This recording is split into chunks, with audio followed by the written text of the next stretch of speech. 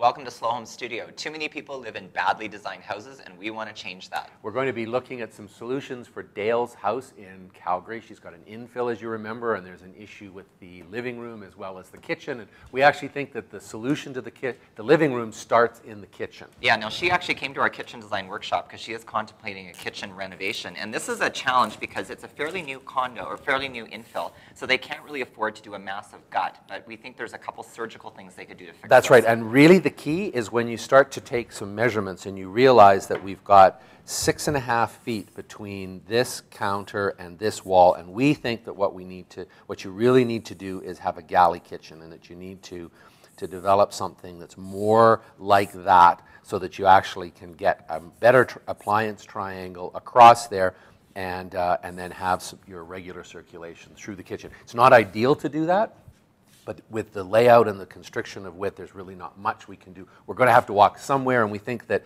by doing this, we're doubling the amount of counter space that's available. Yeah, now there's a couple challenges because there are some lower windows on that side yard, but we thought we could actually just work with that and incorporate them into the design. And we don't really need to change a lot of this around. We just need to replace the cabinetry. And what we thought we would do is have the counter come all the way across here. We would keep the sink in the same location. Right, so we don't have to move the plumbing. Well, there's no point, right? Like, I mean, if we can just work with that, keep the sink, keep the dishwasher in the same part, because the plumbing's the big issue, right? The big thing to alter is, of course, on the other side, because we're going to have a 2-foot section of counter on the other side. It's going to cross in front of those windows, and we're going to have to make sure that we leave the clearance between the corners. You need about 3 feet, 3 foot 6 inches for that. And then what we thought we would do is actually put the fridge and maybe a bit of pantry space and a bit of pantry storage on this side here, so the fridge could go there. So we have a tall section of cabinet against that wall, because what that's going to do is block the view into the kitchen and the living room. Yep. And then I thought that we should maybe put the cooktop here on this other section of wall, like that. And that creates the good triangle. Yep, and then the triangle would go like that, which is really good.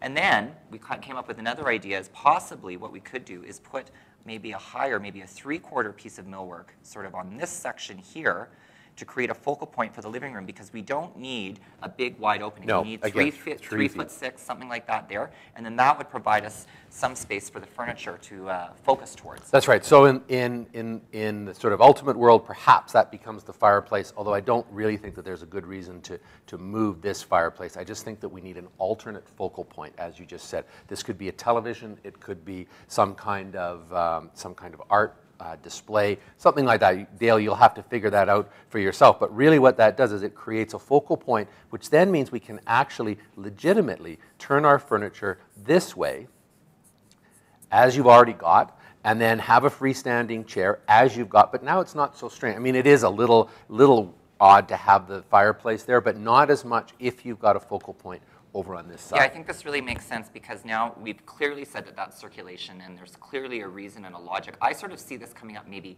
4.5 feet, you know, like higher than an eating bar, so it does have a bit of sort of significance in the room, but maybe not all the way up to the ceiling, so that you still get sort of the daylighting and stuff over the top of it. And then I think if we just look back at this fireplace again, right now it's a very centered fireplace. It's got this hearth that's coming out, and then, as you know, there's the little bit of there's the back entry piece over on this side. I think what I would do, instead of making it central like that, I would try to stretch it out and try and make as much of that wall as possible feel like it was one thing that just happened to have a fireplace in it. Could have some storage, it could have a shelf, all sorts of things that you would be able to use as a back entry, so that it really started to differentiate this slightly from this area. So that's what we think for Dayle's infill property in Calgary. If you have a design problem that you'd like John and I to work on with the group, you can submit it to our website. See you next time.